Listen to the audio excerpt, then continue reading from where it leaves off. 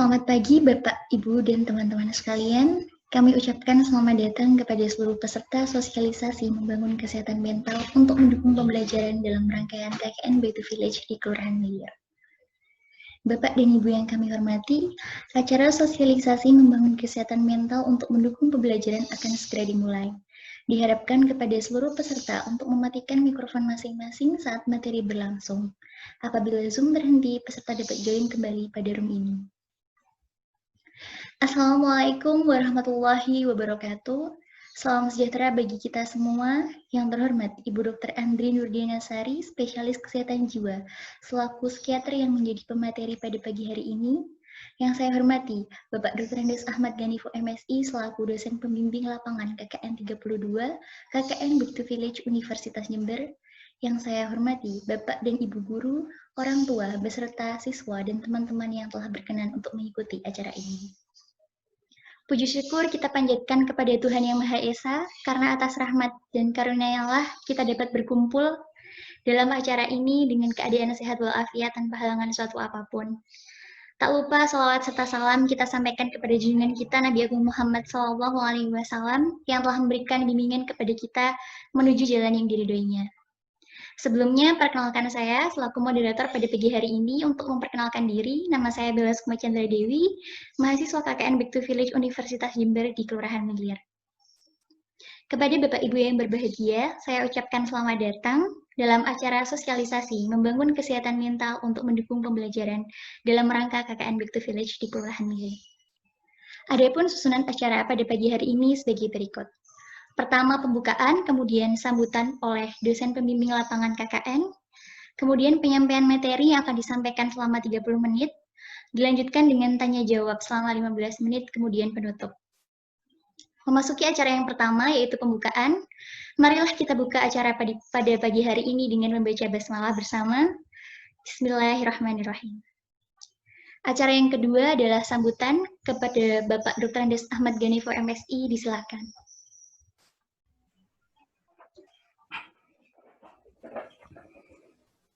Ya, terima kasih Mbak Bella ya. Assalamualaikum warahmatullahi wabarakatuh. Waalaikumsalam warahmatullahi wabarakatuh. Ya, alhamdulillah pagi ini saya bisa bergabung dengan kelasnya Mbak Bella ya. Kelas yang pertama kali mengundang saya ya sebagai pembimbing lapangan. Dan saya berdoa, berharap semua peserta KKN, khususnya Mbak Bella dan undangan di sana juga kondisinya sehat walafiat. Utamanya juga kepada yang terhormat Ibu Dokter Andri Nur siapa tadi? Ya, ya. Nurdiana, Ibu Dokter Nurdiana. Maaf saya lupa nama Bu Dokter. Ya,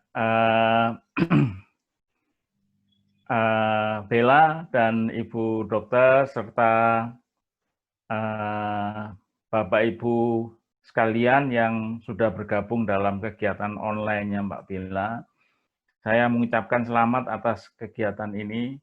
Dan mudah-mudahan kegiatan sosialisasi tentang kesehatan jiwa atau mental ya, kesehatan mental ini betul-betul bisa diikuti dengan baik oleh audiens dan bisa memberikan manfaat yang sebesar-besarnya, terutama kepada wali murid ya, wali murid dan anak didik di sekolah. Ya. Saya sebenarnya juga menaruh perhatian kepada kesehatan mental, walaupun pengetahuan saya tentang kesehatan mental itu sangat sedikit ya. Karena perhatian saya kepada kesehatan mental itu dikarenakan saya juga mengajar mata kuliah sosiologi kriminalitas gitu ya. Nah, di sana saya mendapatkan informasi pengetahuan bahwa salah satu faktor penyebab kriminalitas itu adalah mental yang buruk atau terjadi adanya gangguan mental atau gangguan jiwa, ya, gangguan mental, gangguan jiwa, sakit mental dan lain-lain itu bisa menimbulkan tindak kriminalitas gitu. Nah, saya kira Ibu dokter nanti bisa menjelaskan berbagai faktor yang bisa memunculkan gangguan jiwa atau gangguan mental gitu ya, terutama yang mungkin akan dialami oleh anak-anak didik ya. Barangkali kalau usia anak didik itu faktor gangguan mentalnya lebih banyak dari eksternal ya, mungkin karena faktor pacar atau faktor uang jajannya yang kurang ya, mungkin pulsanya boros sekali, tetapi mungkin orang tuanya tidak segera menyuplai pulsa yang cukup dan sebagainya ya. Faktor-faktor pergaulan remaja anak didik barangkali bisa memicu gangguan mental. Dan kalau gangguan mental itu diderita oleh anak didik, pasti akan berpengaruh kepada kinerja sekolahnya ya, kinerja belajarnya di sekolah maupun di rumah. Nah, apalagi di era pandemi yang anak didik ya, termasuk mahasiswa juga sekarang sedang dikarantina untuk belajar di rumah, ini juga bisa mengganggu stabilitas mental dari masing-masing siswa atau mahasiswa. Nah, oleh karena itu banyak faktornya ya kesehatan mental itu, dan akan sangat penting ya tips-tips dari Ibu Dokter Andri untuk memberikan solusi atau mengatasi, untuk mencegah maupun mengatasi gangguan mental yang melanda anak-anak didik atau juga mahasiswa ya terhadap mental mereka. Tentu masalah mentalitas ini, mentalitas siswa ini mungkin berkait, sedikit banyak akan berkait dengan yang disebut dengan yang dulu sempat viral di media massa, yaitu revolusi mental. Ya, kalau revolusi mental itu berbeda lagi itu. Ada perbedaan ya dengan gangguan mental. Kalau revolusi mental kan mengubah mentalitas dari yang kurang produktif menjadi lebih produktif. Mentalitas malas menjadi mentalitas kerja. Mentalitas tidak disiplin menjadi mentalitas yang seperti tentara gitu ya kinerjanya. Mungkin Pak Jokowi dulu pada waktu menggagas tentang revolusi mental itu dimaksudkan untuk mengubah mentalitas negatif menjadi lebih positif gitu ya. Nah, mungkin ada hubungannya dengan revolusi mental itu, tetapi yang lebih penting adalah mengatasi gangguan mental yang melanda anak-anak didik. Nah, oleh karena itu sosialisasi kali ini saya yakin sangat bermanfaat dan penting sekali bagi anak didik maupun orang tua wali murid. Dan untuk itu saya mengucapkan banyak terima kasih kepada Ibu Dokter Andri ya, yang mau bersedia berpartisipasi untuk membantu Bella untuk sosialisasi ini. Dan mudah-mudahan semua partisipasi jeripayah dari semua pihak, terutama Bu Dokter Andri, mendapatkan imbalan pahala dari Allah SWT. Barangkali kita tidak bisa memberikan imbalan dalam bentuk apapun kecuali hanya mendoakan supaya nanti mendapatkan balasan yang setimpal dari Tuhan Yang Maha Kuasa. Terima kasih Saudari Bella, ya, mudah-mudahan kegiatanmu lancar, KKN-nya bisa sukses dan bisa segera kembali ke kampus dan lulus cepatnya. Ya, terima kasih atas waktunya. Terima kasih. Assalamualaikum warahmatullahi wabarakatuh. Waalaikumsalam warahmatullahi wabarakatuh. Terima kasih kepada Bapak Dr. Andes Ahmad Diani FMSI telah memberikan sambutan pada pagi hari ini. Selanjutnya memasuki acara yang kedua. Akan tetapi mungkin nanti apabila Zoom-nya terhenti, Bapak Ibu dapat masuk kembali di room ini. Kemudian Bapak, Ibu, dan teman-teman yang saya hormati, tibalah kita pada acara inti pada pagi hari ini, yaitu penyampaian materi, membangun kesehatan mental siswa, guru, dan orang tua untuk mendukung pembelajaran di era new normal yang akan disampaikan oleh Dr. Andri Nurdianasari, spesialis kesehatan jiwa. Kepada Ibu Dokter, dipersilahkan.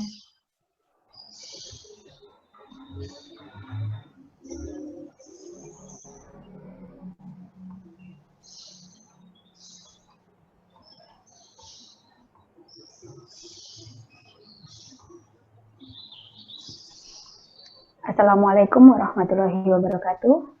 Terima kasih atas waktu yang telah diberikan kepada saya untuk berbagi ilmu di sini. Yang saya hormati Bapak Pembimbing KKN dari Mbak Bella. Salam kenal dari saya. Saya di sini memang ya karena memang sudah tugas saya sebagai psikiater yang memang harus ada yang namanya pengabdian kepada masyarakat. Jadi hal ini adalah hal yang lumrah yang biasa saya lakukan. Kemarin saya disambati Mbak Bella ini karena dokter saya ingin diisi mengenai tentang membangun kesehatan mental. Ini 3 ya, siswa, guru, dan orang tua. Jadi yang kita bahas nanti adalah dari 3 dimensi, baik siswanya, guru, ataupun orang tua.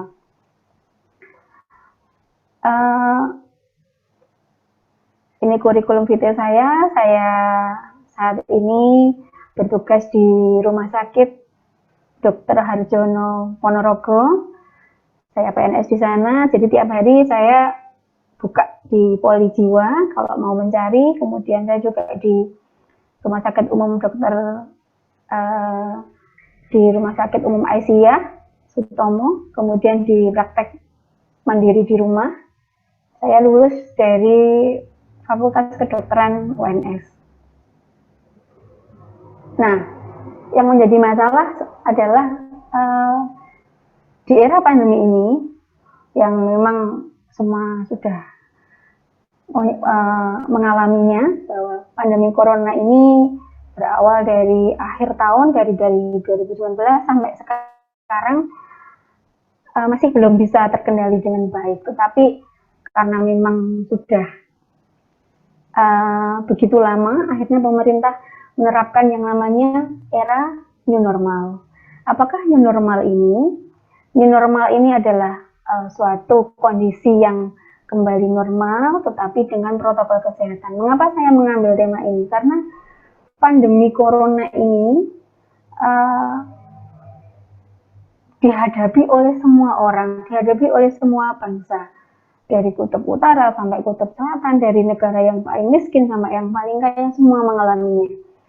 Baik, hal ini sangat menimbulkan banyak sekali kasus gangguan mental, terutama pada orang-orang yang memang terdampak dengan hal ini. Nah, yang harus kita sadari, protokol kesehatan, tadi kan kita hidup normal, kita pahami dulu, new normal itu seperti apa.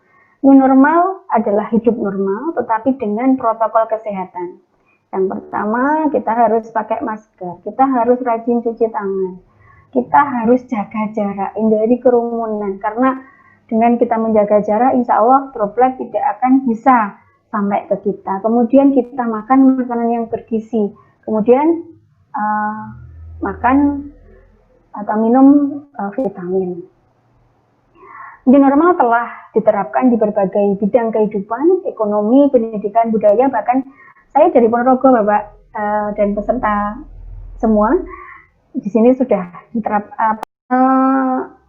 Di era new normal ini akhirnya kita dipaksa untuk kembali lagi seperti kesibukan semula. Pegawai kembali bekerja, mal kembali buka, pasar dan jalan ramai kembali, anak-anak mulai dijadwalkan untuk sekolah. Hal ini terkadang membuat kita menjadi cemas, takut, atau paranoid. Mungkin orang-orang yang cuek menganggap, nggak apa-apa lah, paling sudah. Bahkan mungkin ada orang-orang yang tidak percaya corona itu ada. Jadi mereka santai-santai aja.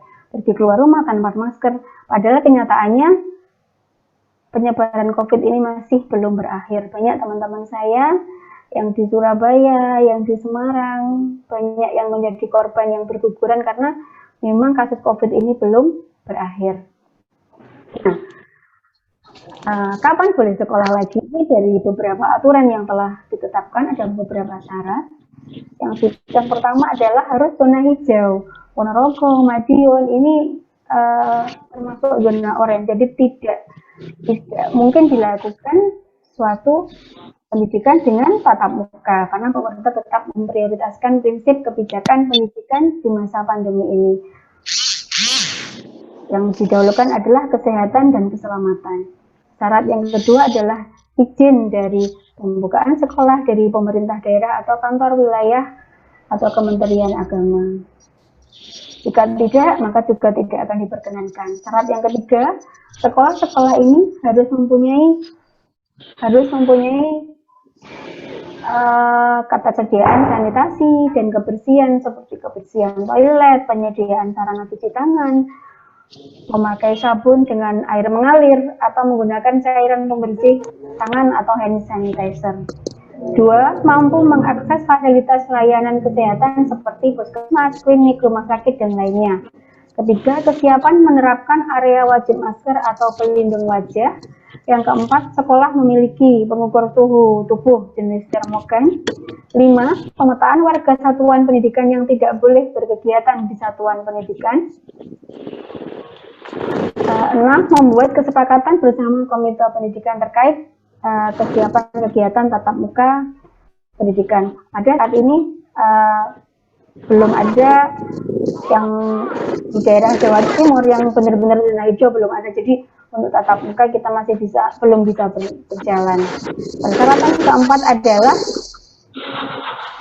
wali murid menyetujui putra-putrinya melakukan pembelajaran tatap muka di sekolah. Tanpa persetujuan tidak bisa dilakukan. Nah, jika suatu saat terjadi sekolah tatap muka, ini bisa saja terjadi pada anak-anak kita. Misalnya, mungkin anak-anak PAUD, anak-anak SD, ini kadang-kadang bisa aja melepas masker. Ini maskermu lucu loh, kita tukeran. Kita kadang-kadang tidak cuci tangan dengan baik. Kemudian mereka berpelukan, mainan, tidak ada jarak dengan temannya. Kemudian jika membawa alat makan, mereka sering tukar-menukar lauk, kadang-kadang tukar-menukar sendok atau tempat minum. Kemudian apabila ada yang sakit, sangat mudah sekali menularkan. Hal ini bisa aja terjadi apabila dilakukan sekolah dengan tatap muka. Nah, apa yang bisa dilakukan untuk mempersiapkan agar anak itu tidak cemas, tidak takut, tidak khawatir jika nanti mereka bertemu dengan teman-temannya? Yang kedua, yang harus kita lakukan pertama adalah tipsnya memberikan afirmasi positif kepada anak terkait fase new normal. Yang dimaksud dengan afirmasi positif itu adalah sebenarnya suatu kepercayaan atau suatu keyakinan kepada kita bahwa contohnya seperti ini, waktu kita makan bersama, waktu kita habis sholat bersama atau apa, kita selalu mengatakan hal-hal yang baik kepada anak-anak kita, atau mungkin bisa dilakukan kepada murid-murid kita. Alhamdulillah kita sekeluarga selalu diberikan kesehatan, kebahagiaan dengan kesadaran mengikuti protokol kesehatan. Kita akan terhindar dari penyakit. Kemudian saat makan misalnya, alhamdulillah kita diberikan makanan yang cukup dan sehat, sehingga kita bahagia, imun kita naik, kita terhindar dari penyakit. Afirmasi positif ini bisa kita lakukan setiap hari. Mungkin mau berangkat, mau makan, atau habis sholat, mau tidur, kita mengatakan hal-hal yang positif kepada anak-anak kita. Afirmasi positif ini berupa suatu harapan atau doa. Tujuannya apa? Di alam bawah sadar anak kita memberikan masukan-masukan atau sugesti. Oh iya ya, aku saat ini dalam kondisi baik. Kalau aku dalam kondisi baik, aku akan sehat. Aku akan mengikuti aturan kesehatan. Aku akan memakai masker dengan taat. Nah, kesadaran yang mungkin tidak secara disadari, ini akan membuat seseorang itu yakin bahwa aku ini mampu sebenarnya. Yang kedua, ingatkan anak bahwa perlu tetap menjaga diri. Bahwa yang namanya new normal itu bukanlah normal seperti dulu, tetapi normal dengan syarat dan ketentuan berlaku. Jika nanti sekolah kembali dibuka dalam waktu dekat, maka orang tua ini agar selalu memberikan nasihat kepada anak-anaknya untuk konsisten melakukan standar operasional prosedur yang wajib dilakukan SOP kesehatan. Yang ketiga, berusaha memahami rasa cemas anak dan belajar untuk mengendalikannya. Misalnya gini, setelah lama tidak masuk, anaknya takut dengan teman-temannya, dengan orang lain, bahkan menganggap orang lain ini seperti orang asing. Oh, ini jangan-jangan membawa corona, aku takut bertemu dengan orang ini. Anak ini kemudian setelah bertemu dengan orang asing menjadi akhirnya susah tidur, tidak mau makan, kadang-kadang ngompol di tengah malam, kadang-kadang berdebar-debar, kadang-kadang banyak hal yang kadang-kadang anak-anak itu tidak bisa mengungkapkan, oh aku ini mengalami kecemasan. Jadi orang tua ataupun guru harus peka terhadap kecemasan yang dialami oleh anak-anak. Jika ada kelainan perilaku, kita harus tanggap, oh ini mungkin anak saya cemas, seperti itu. Nah, untuk bisa mendidik anak, baik guru ataupun orang tua, anak didik ataupun anak kita, dibutuhkan guru atau orang tua yang mentalnya sehat, sehingga dia mampu berpikir sehat, mendidik anak dan mengarahkan dengan bijaksana, tidak panik, mencari solusi dan mengikuti aturan pemerintah. Bagaimana caranya agar sehat, sehat jiwa, tidak panik dan tidak cemas? Perlu kita sadari, inilah yang terjadi di era new normal, pola bekerja berubah. Dulu kita bekerja dari pagi sampai sore di kantor, sekarang kita bisa work from home, kalau saya work from hospital. Kemudian pola sekolah berubah, dulu tidak ada sekolah online, sekarang sekolahnya online. Tataran kehidupan berubah, dulu kalau ketemu kita salim, cium tangan, cipika-cipiki, berpelukan, itu akan membuat kita tenang saat dulu. Tapi kalau sekarang, kita kalau ketemu bersalaman, berpelukan, kita malah takut. Nah, kemudian pola konsumtif berubah, kita tidak beli baju, gak beli perhiasan, tapi kita malah mungkin berburu masker, berburu makan ini ya, bahan makanan pokok, karena kita kadang-kadang nanti kalau lockdown saya berapa bulan nanti gimana, kita banyak yang beralih ke makanan pokok. Kemudian tata perilaku pergaulan yang berubah. Sebenarnya ada baiknya juga, karena dengan otomatis jarang ya yang berdua-duaan, itu jarang, karena takut dengan adanya tertular corona. Jadi tata perilaku pergaulan juga berubah. Dulu sosialita, pulang dari kantor, pulang dari dari kampus, mungkin kita nge-mall, kita nangkring di mana, ngopi di mana. Sekarang sudah tidak seperti itu, karena saling menjaga, takut kalau tertular corona. Masalah yang timbul karena adanya new normal ini, setelah ada pandemi, akhirnya timbul new normal. Yang jadi masalah adalah anak-anak dijadwalkan mulai masuk sekolah, tetapi ini masih pending. Yang kedua, ancaman naiknya kasus. Kalau di Ponorogo, ini yang paling baru adalah klaster dari Pondok Pesantren Gontor. Juga adanya klaster dari pendatang dari zona merah. Ini memang benar-benar karena new normal tadi, angkutan dibuka, akhirnya akses dari Surabaya, dari Malang, dari Gresik ke tempat kita terbuka. Akhirnya ini juga menjadi klaster baru penularan. Ini juga menjadi sesuatu ancaman. Corona ini juga menakutkan, tidak jelas kapan berakhir. Dan yang paling menyedihkan adalah penerimaan yang salah tentang new normal bagi orang yang awam. Oh, namanya new normal ya berarti normal kembali, aktivitas sama kayak seperti biasa. Nah, itu yang membuat kadang-kadang mereka menyamakan kondisi saat ini dengan sebelumnya. aturan pemerintah yang berubah-ubah, terutama tentang di kesehatan ya. Ini ada beberapa aturan yang kadang-kadang membingungkan. Kemudian banyaknya korban jiwa yang mulai berguguran, termasuk teman-teman sejawat kami, mohon didoakan mereka syahid. Karena bagaimanapun kami tidak bisa menolak tugas ini, karena sebenarnya bukan garda terdepan ya, karena garda terdepan itu penjenengan semua yang ada di lapangan. Kami bagaimanapun kok sudah jadi korban, sudah positif, akhirnya kan tetap dirujuk ke rumah sakit. Mau tidak mau yang menjadi nakes akan membantu. Jadi kami mohon didoakan semoga teman-teman kami sejawat yang sudah mendahului menjadi syahid. Selanjutnya, masalah yang timbul adalah ekonomi yang semakin tidak stabil. Kemarin pertumbuhannya cuma 2%. Nah, pandemi ini ibarat badai, tetapi kita tidak sama dalam badai yang di lautan yang luas, yang sangat luas, yang kita tidak tahu tepinya mana. Tetapi kita naik kapal yang berbeda. Kapal ini ibarat kondisi kita masing-masing, psikis kita, fisik kita. Ada yang memang sudah ada komorbid, orang dengan asma, orang dengan penyakit jantung, diabetes, ya dia akan gampang sekali tertular.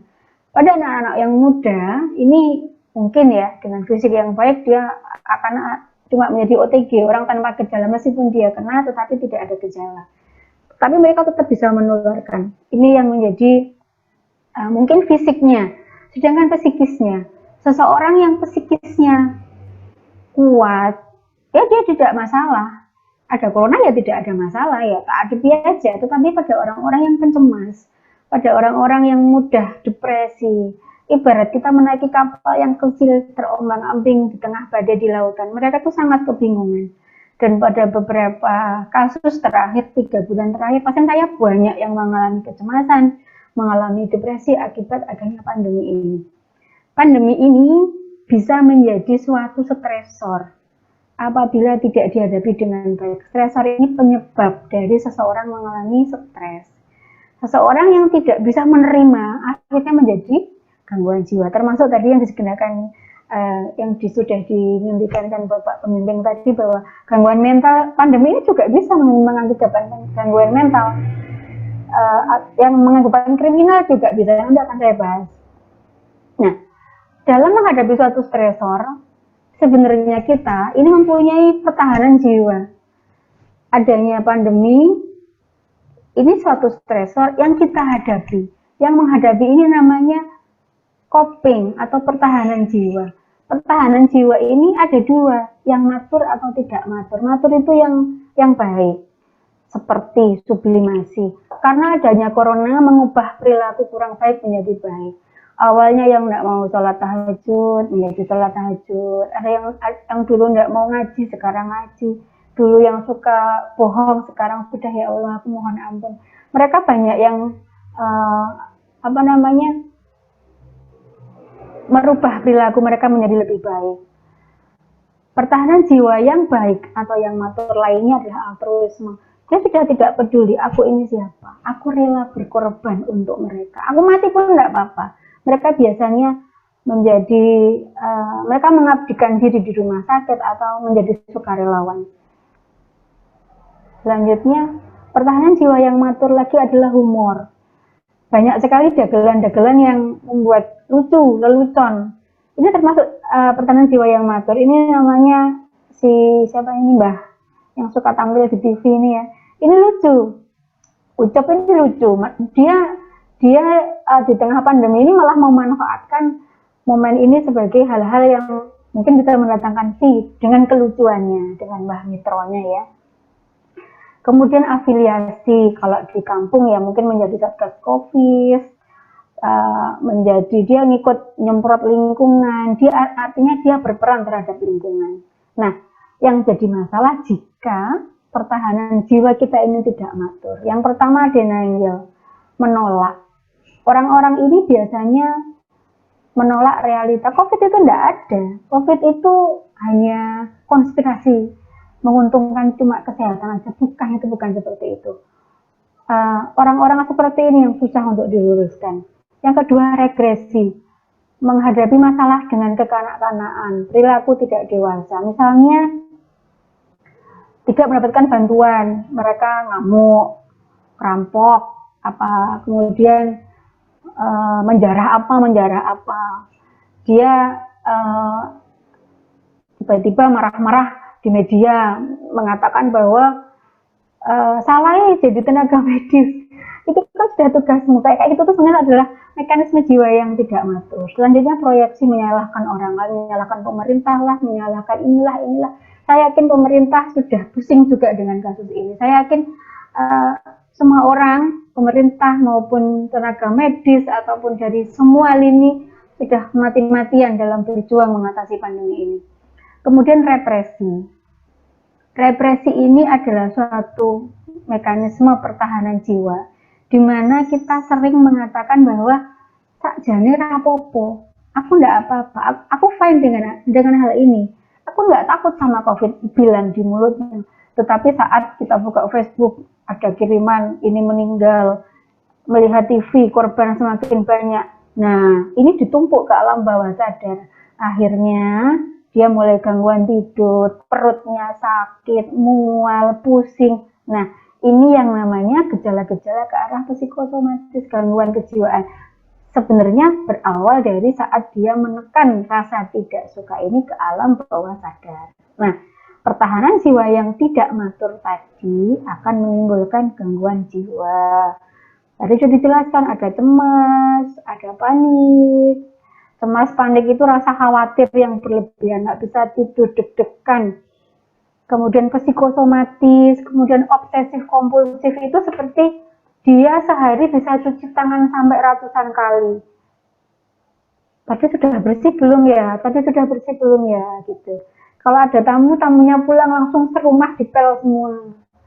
Dan itu berulang-ulang sampai dia tersiksa, aku kok jadi seperti ini ya?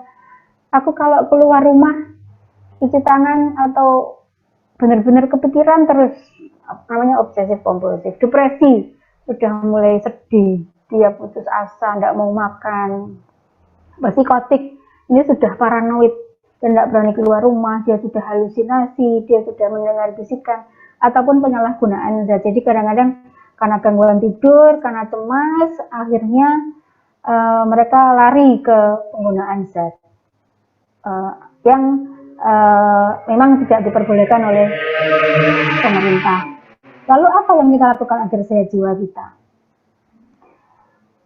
Ada dua hal yang bisa kita lakukan. Kita tidak bisa mengendalikan hal-hal yang tidak kita kendalikan. Kita hanya fokus kepada hal-hal yang bisa kita lakukan. Jadi ada dua, ada yang bisa kita kendalikan, ada yang tidak bisa kita kendalikan. Yang fokus, yang bisa kita kendalikan antara lain apa? Kita pikiran positif, aku sehat, aku bahagia, aku bisa beribadah, aku bisa berdoa sebanyak-banyaknya, aku bisa mendekatkan diri pada Allah, aku akan lebih rajin tahajud, aku akan lebih rajin berpuasa, bersedekah, agar menolak bala. Fokus pada keluarga dan orang terdekat. Kita tidak usah rewel terhadap orang lain, yang penting keluarga kita sendiri, dari diri kita sendiri. Kemudian fokus bagaimana aku bekerja dengan baik. Kalau Bu Henry ya, kalau memang bekerja ya harus pakai APD yang sesuai standar. Memakai alat pelindung diri namanya. Kalau adik-adik atau bapak-bapak, ibu-ibu, ya harus mematuhi SOP, meskipun di kantor, di sekolah, ataupun di mana-mana. Jangan lupa pakai masker, cuci tangan, jaga jarak, hindari kerumunan. COVID ini masih ada dan masih terus berjalan sampai hari ini. Selanjutnya, makan makanan yang bergizi, minum vitamin, kemudian DD kalau orang Jawa ya, kita sempatkan untuk kena sinar matahari. Kemudian kita nggak usah keluar rumah kalau memang tidak butuh atau tidak sesuai kebutuhan. Kemudian mengurangi media sosial. Maksudnya apa? Banyak orang-orang yang datang ke tempat praktek saya itu karena apa? Suka browsing ini, browsing itu, takut, akhirnya ketakutan sendiri, paranoid sendiri. Atau anak-anak yang masih kecil, dia kadang-kadang melihat prosedur COVID dalam prosedur jenazah yang pakai COVID, mereka takut, akhirnya tidak berani ini. Kadang-kadang medsos ini baik, tetapi di sisi lain juga tidak baik. Makanya kita harus bijaksana. Yang bisa kita kendalikan lagi adalah pilihanku untuk ikhlas dalam bertugas. Dengan berangkat ke kantor, diniati ibadah, bismillah. Ini memang tugas saya untuk mengontrol anak didik di kantor. Saya bismillah, la haula wala quwata illa billah, saya bertugas. Semoga Allah melindungi. Kemudian pilihanku berbuat baik pada orang lain. Diharapkan kalau kita memang berkemampuan untuk membantu orang lain, kita bisa membantu tetangga yang kekurangan ataupun teman-teman kita yang memang kekurangan. Kemudian menemukan hal-hal yang menyenangkan untuk dilakukan di rumah bersama keluarga. Bisa melakukan hobi, olahraga, tetapi dengan tetap menggunakan prosedur kesehatan. Kalau mau keluar ya harus pakai masker, harus sering cuci tangan, jangan berkerumun. Ini sekarang lagi hobi gowes ya, ini ya Mbak Bella ya, yang kebanyakan di sini. Kemudian tidak berbagi informasi yang membuat panik. Kadang-kadang ini dikirim ke sana, kirim ke sini, padahal sebenarnya kita nggak tahu itu sumbernya dari mana. Jangan mencoba ngirim hal-hal yang tidak penting. Kirim yang menyenangkan aja bagi teman-teman di grup. Kemudian tidak panik buying atau membeli yang tidak perlu di toko-toko. Nah, hal-hal yang tidak bisa kita kendalikan, kita nggak usah mikir kapan pandemi berakhir. Ya, nanti mudah-mudahan kalau dari ahli epidemiologi 2021 mungkin ya, yang mulai berakhir, semoga ini benar-benar terjadi. Kita tetap berdoa. Kemudian tindakan dan pikiran orang lain. Itu kenapa ya dok, tetangga saya kok masih ke mall, kita masih ini. Sudahlah, itu sudah pilihan mereka. Tidak usah dipikir, yang penting kita dan keluarga. Kemudian meramalkan apa yang akan terjadi. Ini biasanya pada orang cemas terjadi. Nanti kayak gini. Akhirnya pikirannya negatif semua. Kemudian kita juga tidak usah ngurusi harga masker ada apa. Kita masih bisa pakai masker kain kalau memang masker medis susah dicari. Kemudian kita juga tidak bisa mengontrol aktivitas orang lain. Mungkin banyak sekali metode-metode mengupload ini. Akhirnya kita mangkel ya, kita sudah berusaha menjaga kesehatan dengan baik, pakai masker dengan baik, ternyata orang lain malah seperti itu. Sudah, itu orang lain, itu bukan diri kita. Itu di luar kendali kita. Kemudian, ini cara mengatasi cemas di tengah pandemi.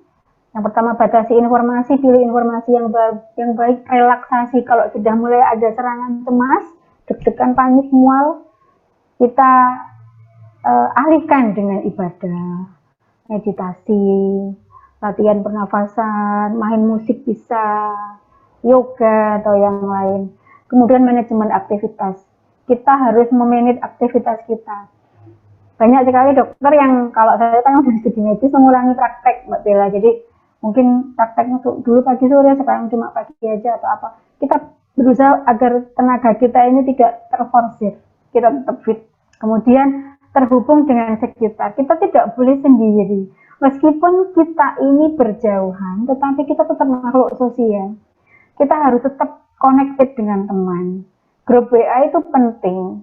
Sosialita itu penting, tetapi bentuknya sekarang lain. Jadi kita harus tetap tidak boleh menyimpan apa-apa sendiri. Curhat. Teman curhat harus ada.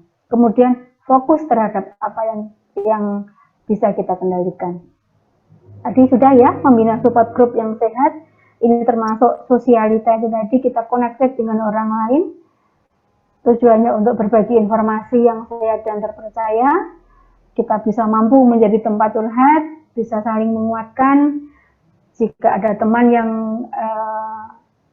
kekurangan, kita bisa membantu dan melakukan kegiatan yang positif. Mungkin bagi yang berkelebihan bisa menyumbang sana atau yang lain. Nah, dari hal yang tadi, saya berharap pemahaman dari guru, orang tua, ataupun siswanya, ini akan sama dalam memandang ini pandemi, ini belum berakhir, ini new normal, bukan normal kembali. Saat ini memang belum boleh pendidikan secara tatap muka, oke lah secara online. Kita maksimalkan secara online ini. Kita tetap menjaga kesehatan kita, tetap menjaga sesuai dengan standarnya kesehatan kita. Pemahaman yang sama antara guru, orang tua, nanti saat orang tua ini melepas ke sekolah, yang diharapkan adalah rasa aman. Oh, anakku dijaga oleh gurunya. Gurunya pun juga seperti itu. Oh, anak ini di rumah juga aman. Tidak orang tua juga tetap menjaga di rumah untuk tidak terkontaminasi juga dengan orang pasien-pasien yang memang mungkin tanpa gejala juga. Nah, biasanya kalau di pondok-pondok yang memang sudah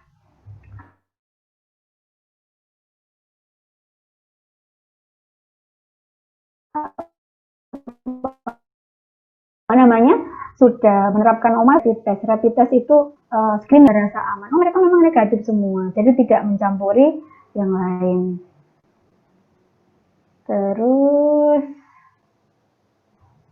nah ini yang terakhir, bahwa kita harus, memang ini ujian dari Allah, kita semua harus sabar dalam menghadapinya, karena sesungguhnya beserta kesulitan itu ada kemudahan. Demikian yang bisa saya sampaikan, semoga bermanfaat bagi semua. Kita selalu diberikan kesehatan, baik fisik ataupun mental kita terlepas, kita nanti bisa melewati pandemi ini, kita selamat, kita bertemu di tahun 2021 dengan tetap sehat fisik dan mental. Sudah demikian Mbak Bella. Ya, terima kasih. Saya kembalikan waktunya. Ya, terima kasih Bu Andri atas materi yang sudah diberikan. Kemudian memasuki sesi tanya jawab yang akan dilaksanakan selama 10 menit ke depan. Pada kesempatan pertama ini saya berikan 3 kesempatan bagi 3 orang penanya. Silakan kepada Bapak Ibu atau teman-teman yang hadir untuk menyalakan mikrofonnya, kemudian menyebutkan nama instansinya jika ada yang ingin ditanyakan. Ya, dipersilakan bagi teman-teman untuk bertanya.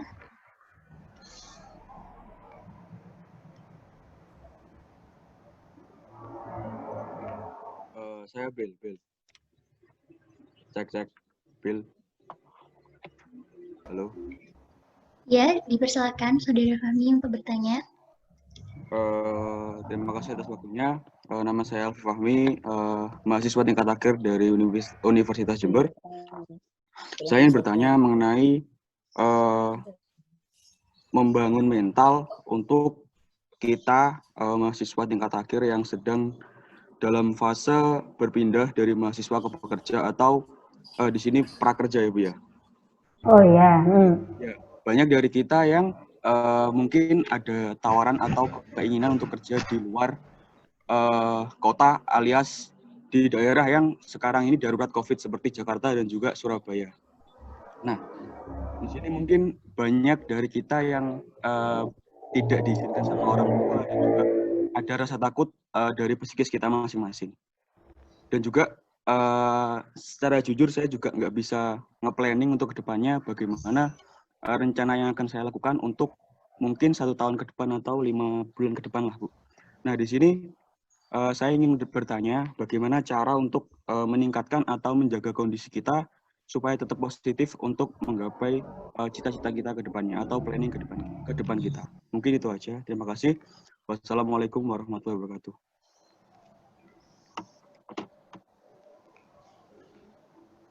Waalaikumsalam warahmatullahi wabarakatuh. Terima kasih atas pertanyaannya. Untuk pertanyaannya kami tampung terlebih dahulu. Mungkin ada yang bertanya lagi. Cek. Terima kasih. Ya. Assalamualaikum. Ya. Assalamualaikum warahmatullahi wabarakatuh. Sebelumnya terima kasih atas kesempatannya. Saya nama Ratna Yuliani, guru dari SMA Negeri 1 Ndolopo, Kabupaten Madiun. Ingin saya tanyakan ke Bu Dokter, di era pandemi ini ada anak-anak yang ada sedikit gangguan mentalnya karena ada bullying dari teman-temannya. Yang dulu di masa sebelum pandemi memang sering ada bullying dari temannya di sekolah.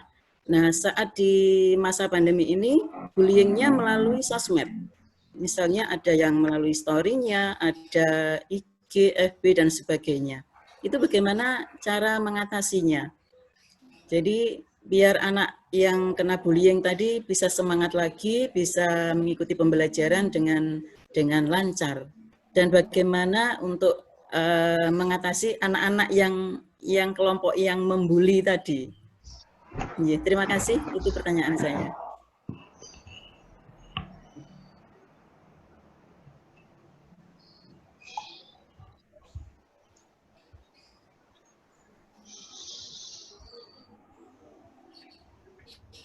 Iya, terima kasih atas pertanyaannya dari Bu Ratna. Mungkin ada pertanyaan lagi dari teman-teman atau Bapak Ibu?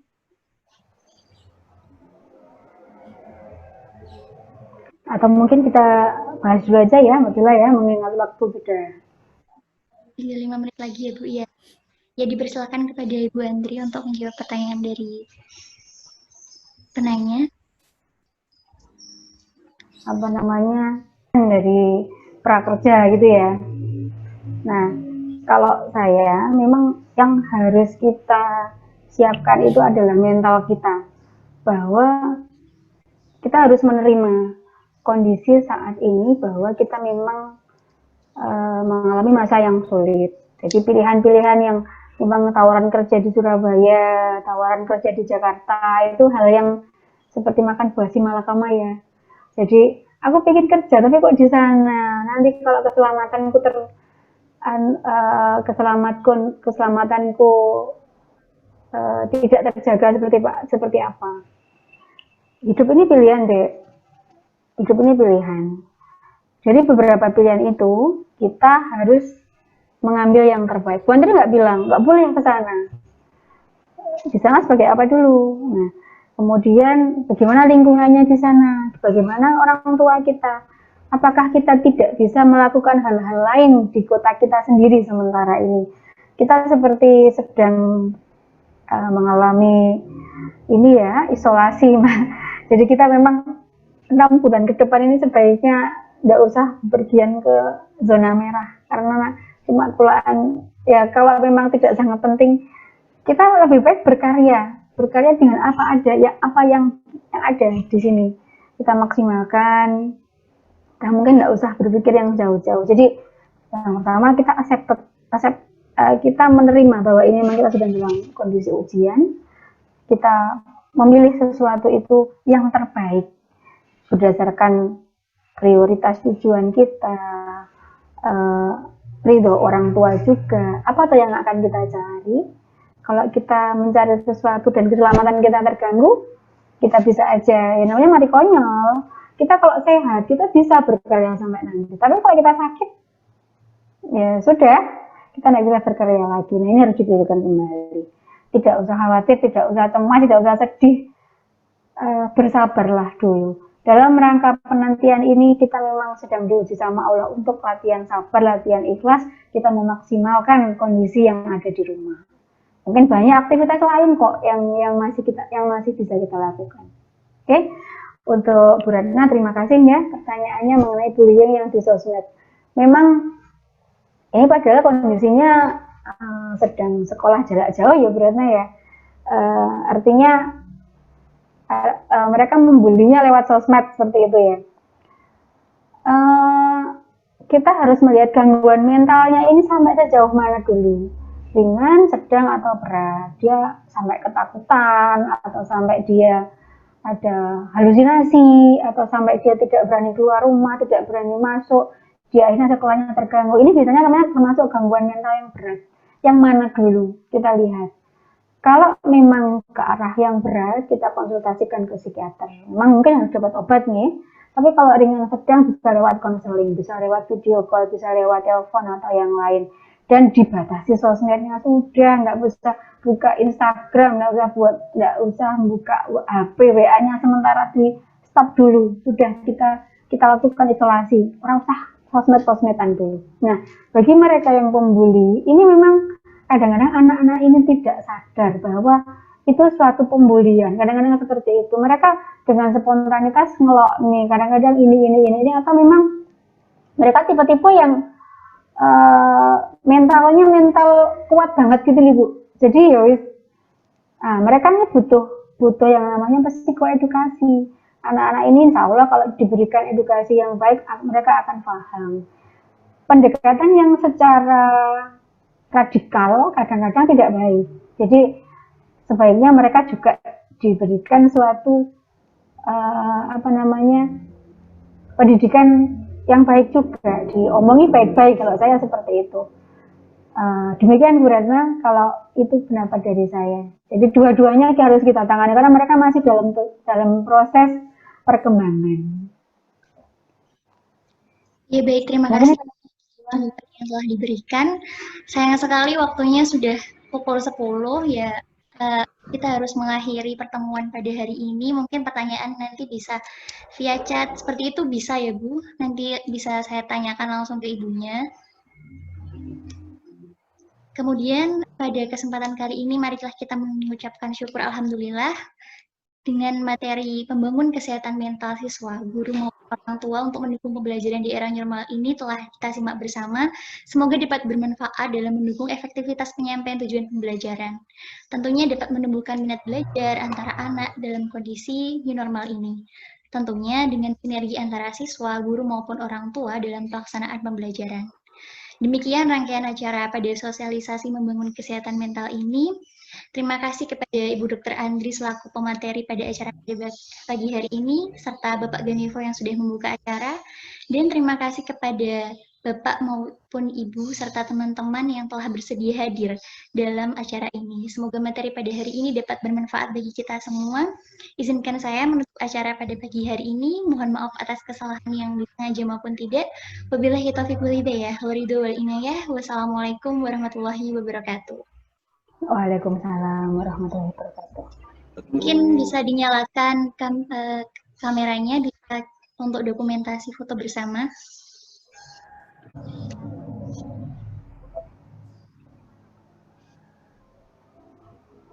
Ya, mungkin bisa dinyalakan semuanya.